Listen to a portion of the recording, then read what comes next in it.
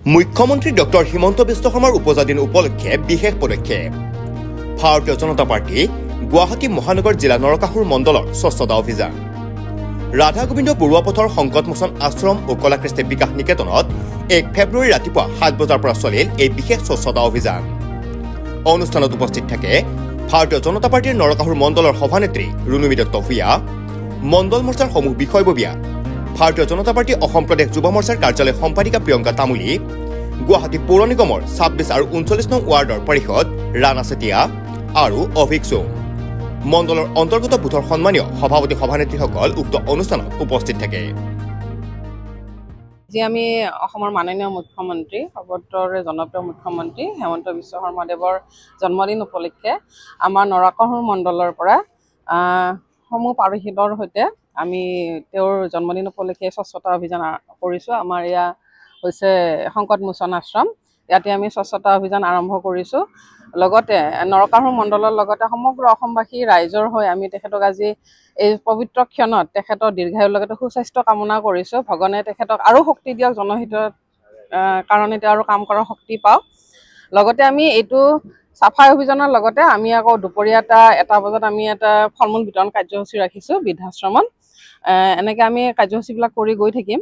আমাৰ এইটোৱে আশা যে আমি এনেকুৱা এজন সুযোগ্য সন্তান অসমৰ সুযোগ্য সন্তান তেখেতক আমি মুখ্যমন্ত্ৰী হিচাপে পাইছোঁ গতিকে ভৱিষ্যতেও তেখেতে যাতে আমাৰ ৰাইজৰ হিতৰ কাৰণে এটাৰ পিছত এটা কাৰ্যসূচী কৰি গৈ থাকিব পাৰে জনহিতাৰ্থৰ কাৰণে কাম কৰিব পাৰে সেইটো আমি আশা কৰিছোঁ ভগৱানে তেখেতক শক্তি দিয়ক সুস্বাস্থ্যৰ অধিকাৰী কৰি ৰাখক সেয়াই আমাৰ কামনা আজি আমাৰ নৰকাসুৰ মণ্ডলৰ ফালৰ পৰা আমাৰ সভাপতি ডাঙৰীয়ানী আমাৰ লগত আছে আমাৰ শ্ৰদ্ধাৰ মুখ্যমন্ত্ৰী ডাঙৰীয়া আমাৰ যি আজি জন্মদিন উপলক্ষে আজি 3দিনীয়া কাৰ্যসূচীৰে আমাৰ সাফাই অভিযান চলি আছে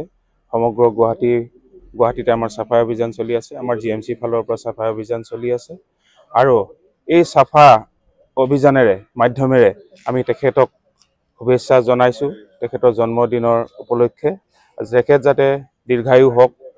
গোটেই সমগ্ৰ অসমৰ যি আমাৰ শক্তিশালী পদক্ষেপ লৈ আমাৰ অসমক আগবঢ়াই লৈ গৈ আছে আৰু তেখেতক এই চেগতে মই সমগ্ৰ অসমবাসী ৰাইজৰ লগতে মোৰ ফালৰ পৰা তেখেতক জন্মদিনৰ শুভেচ্ছা জনালোঁ যশস্বী মুখ্যমন্ত্ৰী ডাঙৰীয়াৰ জন্মদিন উপলক্ষে আমি সেই মণ্ডল অনুযায়ী আমি গোটেই কাৰ্যকৰ্তাখিনি বুথৰ যিখিনি লেভেলৰ কাৰ্যকৰ্তাখিনি মিলি আমি সকলোৱে বুথ ৱাইজ কাৰ্যসূচী ৰূপণ কৰিছোঁ যিটো আপোনাৰ স্বচ্ছতা অভিযান মন্দিৰ বা নামঘৰ প্ৰাংগণত সেই মৰ্মেদি আজি আমি সংকটমোচন আশ্ৰমত উপস্থিত হৈছোঁ আৰু সেনেকৈ আমি